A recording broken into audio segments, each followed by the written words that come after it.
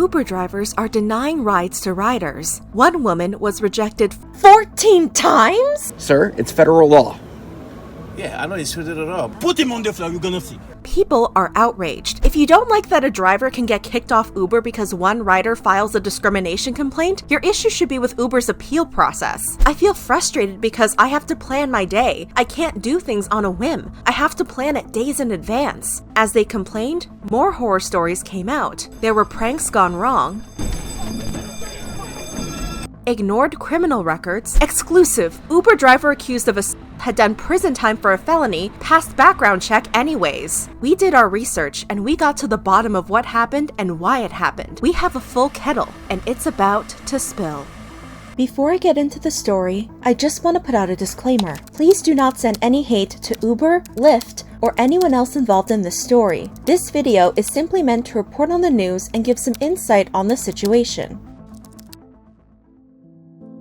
As you may know, Uber is a ride-sharing company, a service where people use their personal cars as taxis, usually at a lower rate than a traditional taxi service. Uber is the most popular ride-sharing company, but there are other frequently used companies like Lyft. As of 2019, Uber had about 100 million riders who took over 1.7 billion trips. However, like most companies, Uber has had its fair share of problems. In 2018, after being denied rides 14 times because of her service dog, San Francisco resident Lisa Irving sued Uber. She claimed drivers' refusals had left her stranded at night or had made her late for work, which could have led to her being fired. Irving's lawyers said their client had been subjected to verbal abuse and intimidation, which continued after she complained to Uber about it. Of all Americans who should be liberated by the rideshare revolution, the blind and visually impaired are among those who stand to benefit the most. However, the track record of major rideshare services has been spotty at best and openly discriminatory at worst. Under the Americans with Disabilities Act, service dogs should be allowed to go almost anywhere people with visual impairments go.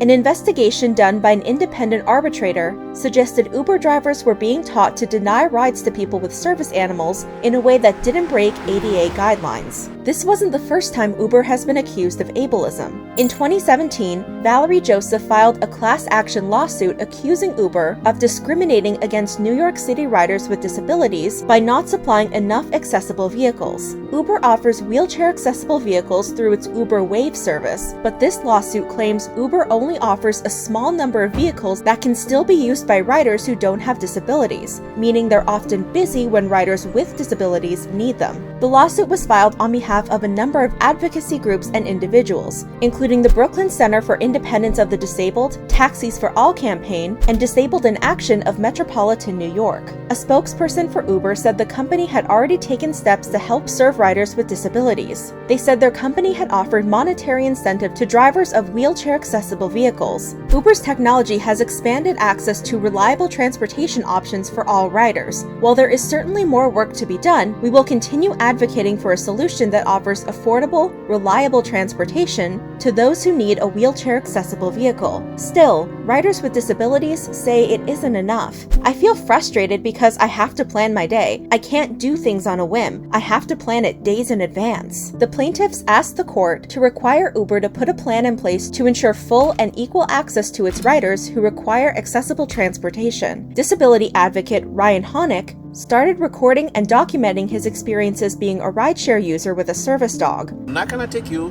because the dog have to be on the cage or something, because I'm not gonna allow you to put the dog here and then I have to vacuum it again. There's not gonna be any issues. Yeah, he's on the seat. That's an issue. Sir, it's federal law. Federal law on my foot. I can take the dog. I don't have to put the dog on my seat. Put him on the floor, you're gonna see. He's too big. I gave him room. Why don't you try? But see, if he's in my car, what kind I'm gonna do?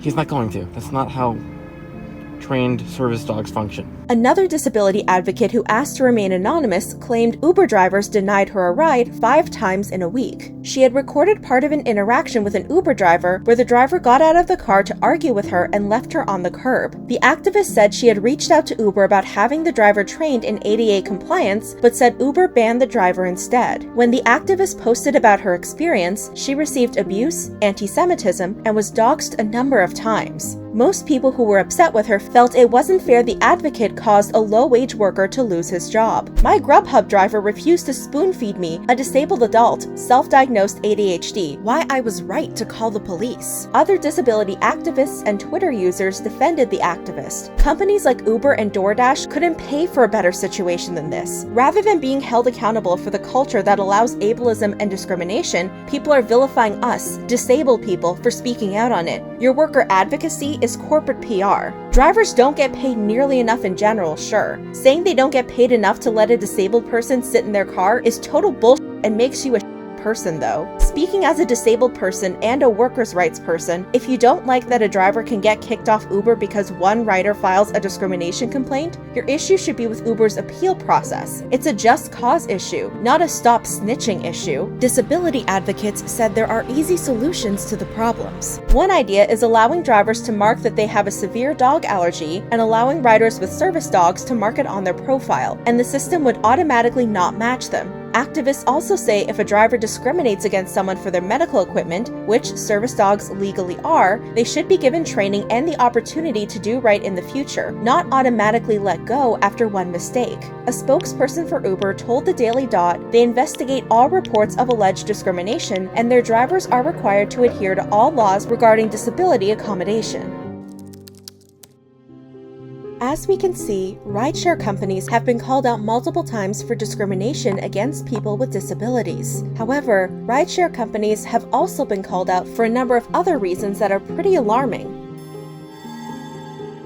Safety is extremely important for anyone using a rideshare service. Customers want to know they'll get to their destination quickly and safely. Unfortunately, that isn't always the case. In 2018, Denver police said an Uber driver ended his rider's life after an argument. The driver claimed the rider made unwanted advances towards him, and when the driver threatened to pull over, the rider tried to harm him. The driver was arrested at the scene, claiming self-defense, and was later found not guilty. In 2013, an Uber driver was accused of trying to harm their rider. The driver called the rider an inappropriate name before trying to harm him. Uber confirmed the accused was an Uber driver, but since the police didn't arrest him, Uber chose not to investigate. However, they permanently banned the driver's account. A criminal record for the driver was later exposed, which included one charge that involved prison time. It's unclear whether Uber missed their criminal record or chose to ignore it. Uber later released a statement about background checks. Uber works with hirees to conduct stringent background checks, which all drivers must undergo and clear to partner with Uber. This driver had a clean background check when he became an Uber partner in October. Uber maintains a zero-tolerance policy for any alcohol and drug-related offenses on any background check with any partner nationwide, unlike, for example, the taxi industry in San Francisco, which permits drivers with DUIs and drug offenses. When someone works for Uber, they must maintain a high score from their riders. If an Uber driver's performance score drops below 4.6, they risk having their account deactivated. However, some drivers take this need for perfection too far. After driving a rider to their destination, an Uber driver locked the doors and asked the rider to see their phone so he could see how much the ride cost. The rider showed the driver their phone, and the driver immediately tried to grab the rider's phone and demanded the rider give them the highest score. At first, the rider refused, but eventually gave in so they could leave the car. Thankfully, the rider was let go without any harm after giving the high score. It's unclear what happened afterwards. But drivers aren't always in the wrong. Here are other horror stories where drivers had to deal with bad customers. In 2016, Business Insider released an article called "Bratty Millennials and Uber Drivers Reveal Their Horror Stories." One woman spoke about a ride she accepted in the Bronx with a middle-aged man, his wife, and some of her friends. She claims the man essayed her before throwing up a number of times. Throwing up ended up costing him $200, and the driver received a $150 cleaning reimbursement. She said men older than 40 were the worst customer demographic she'd experienced, as they were sloppy and would make her uncomfortable. Another driver said a common theme among riders is entitlement. They said they had picked up a rider who put their luggage in the trunk and got in the car without saying hello and immediately began making demands. As the ride continued, the man called his hotel and began cursing at the hotel clerk, trying to cancel his reservation and threatening to sue them. After yelling at the hotel staff on the phone, the man demanded the driver take him back to where they picked him up. The driver felt like it was a wasted trip. One driver spoke up about riders who could endanger their jobs. They said they had picked up a young man one evening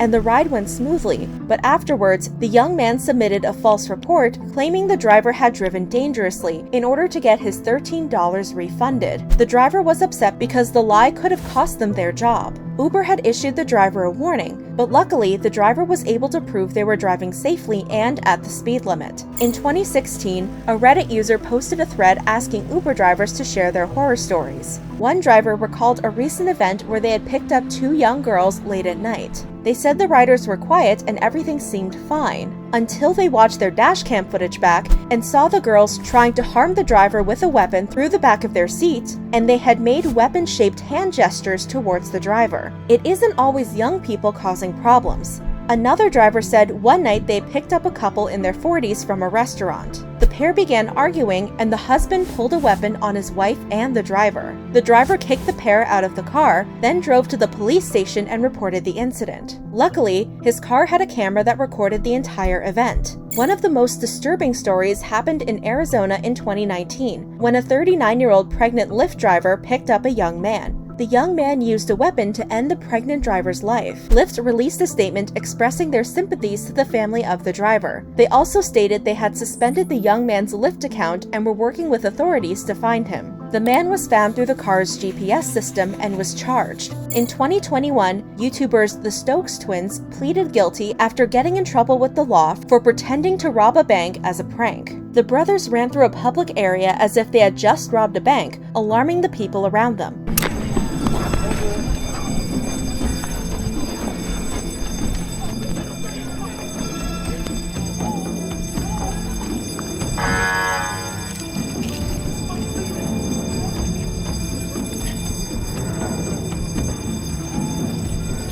The brothers then called an Uber to use as their getaway car, and witnesses believed they were trying to steal his car. When the police arrived, they ordered the Uber driver out of the car with their weapons. Even though the video was a prank, it could have resulted in scary and unsafe consequences for the Uber driver. The twins were sentenced to community service and a year on probation. A post on Reddit also showed the dangers of being an Uber driver when a 55-year-old nurse was a rider in an Uber and suddenly turned on her driver. She had grabbed onto him and was holding him against the seat, harming him and yelling at him. Fortunately, he was able to get free of her grip and the police were called. I'm sorry. Turn your car off.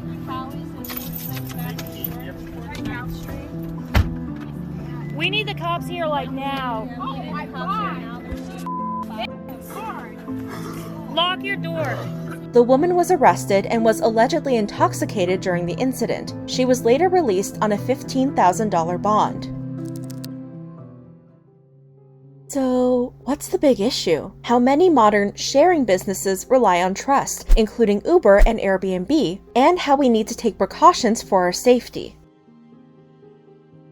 Ride-sharing apps are relatively new, so some might not know what to look for or to avoid to stay safe. Safety.com has compiled a number of tips to help make sure riders get from point A to point B safely. Always make sure you're waiting for your ride in a safe place. Try to stay in a well-lit area where people are around. Before getting in the car, ask the driver, "What's my name?" Your driver should be able to identify you through the app. If they aren't able to tell you, don't get in the car. It's also important to verify the driver. When you use a ride-sharing app, it tells you the license plate of the car and the make and model. They also provide you with a picture of the driver. Make sure these all match. If you can, ride with a friend. There's safety in numbers. Uber and Lyft also allow you to share your trips. You can share the link to your ride with a friend who can follow it on their phone and confirm that you're safe throughout the ride. It's important to let someone know you're taking an Uber. People are less likely to commit crimes if they know someone is looking out for you. Make sure you and the driver are following the rules of the road. Distracted driving is a huge problem, so make sure your driver stays alert and try not to distract them.